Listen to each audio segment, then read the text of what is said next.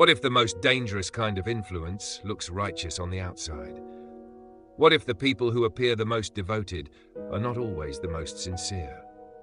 And what if the greatest warning isn't about what others do, but about what we might become without realizing it? In Mark 12:38-40, Jesus gives a warning that is both direct and uncomfortable. It is not aimed at outsiders. It is not about distant behaviors. It is about those who are closest to religious life, the teachers of the law. These were respected figures. They knew the scriptures. They held positions of authority. People looked up to them, trusted them, followed their example. And yet, Jesus says, "Watch out for the teachers of the law." That phrase alone shifts everything, because it suggests that danger does not always come from obvious places. Sometimes it comes from those who seem the most trustworthy.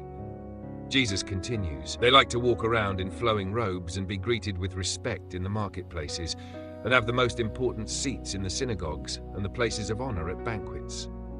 At first, these may seem like small details: clothing, greetings, seating. But together they reveal a pattern, a focus on visibility, on recognition, on status. These actions are not wrong in themselves, but they reveal a deeper motivation, a desire to be seen, to be elevated, to be acknowledged. And this is where the warning begins to take shape, because the issue is not appearance, it is intention. Not the robe, but the reason for wearing it. Not the greeting, but the need behind receiving it. The teachers of the law had influence, but instead of using it to serve, they used it to elevate themselves. And this is where something subtle becomes dangerous, because when position is tied to identity, it becomes something to protect, to maintain, to defend. And in that process, purpose can be lost. Jesus goes further. They devour widows' houses and for a show make lengthy prayers. This is a strong statement, because now the issue is no longer just internal motivation, it has external consequences. Widows were among the most vulnerable in society, without protection, without resources. And yet those who were supposed to guide and protect were taking advantage, using their position not to help, but to benefit. And at the same time, they maintained an appearance of devotion. Long prayers, public displays, outward expressions of spirituality. And this contrast is the heart of the warning, because it reveals a disconnect between appearance and reality, between what is shown and what is lived. And this is what makes hypocrisy so difficult to recognize, because it often looks convincing. It carries the language, the behavior, the structure of authenticity, but underneath something is misaligned. Jesus concludes, "These men will be punished most severely." This is not just a critique, it is a statement of accountability, because influence carries responsibility, and when that responsibility is misused, the impact is significant. But this passage is not just about the teachers of the law. It is about a pattern that can exist in any context. Because the desire for recognition is not limited to one group. It is human. The need to be seen, to be valued, to be acknowledged. And when that need becomes central, it can shape behavior in subtle ways. We begin to do things not because they are right, but because they are visible. Not because they are meaningful, but because they are noticed. And over time, this shifts focus.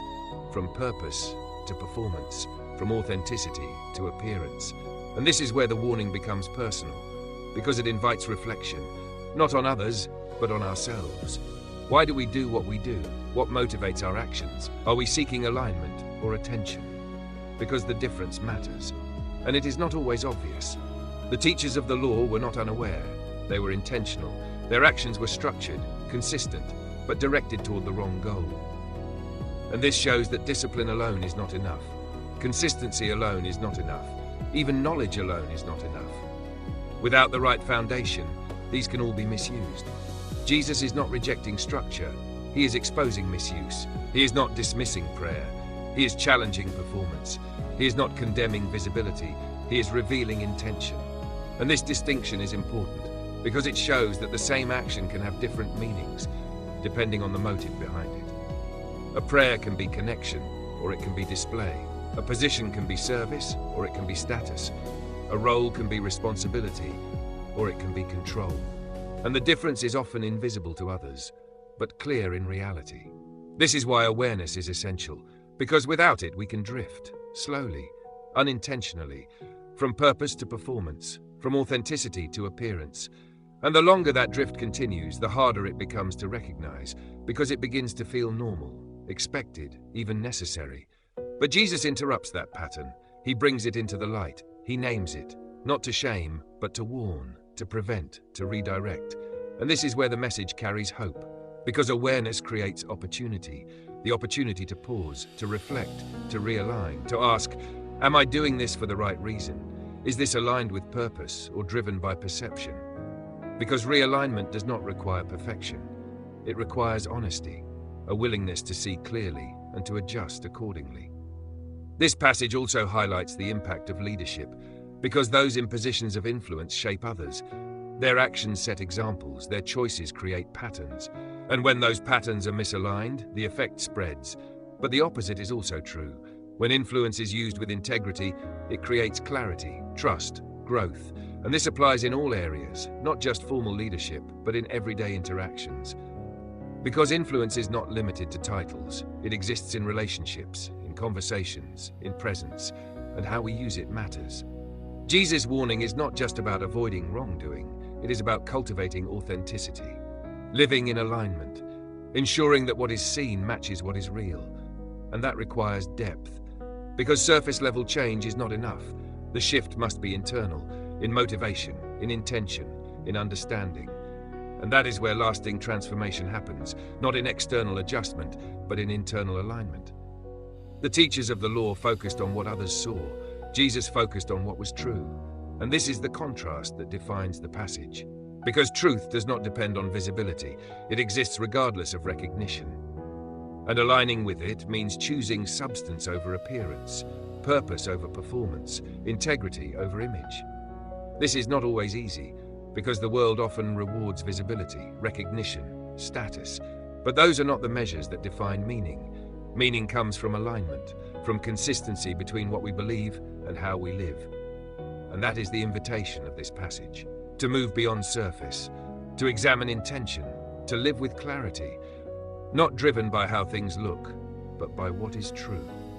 Because in the end, what matters is not just what is seen, but what is real. Thank you for watching this video. If this message spoke to you, take a moment to follow the channel and share this video with someone who may need a reminder about authenticity, integrity, and living with the right purpose.